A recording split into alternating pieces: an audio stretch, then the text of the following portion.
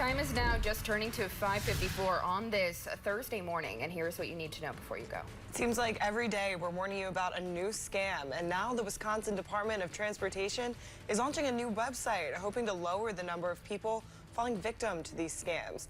This is the Department of Transportation's new website, wisconsindmv.gov/scams.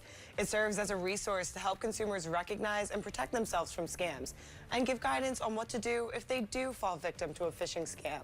The link to the website can be found on northernnewsnow.com. A man died on the North Shore Tuesday after being pulled by waves into Lake Superior. It happened off Highway 61 near Terrace Point Road in Lutsen. Authorities responded to a call around 3:30 p.m. for a person in the water.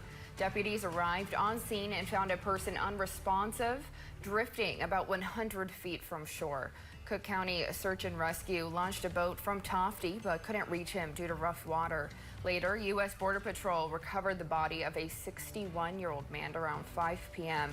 Officials say he'd been sitting with a woman on shore. She said when she left him alone, she saw a large wave pull him in. An investigation is underway.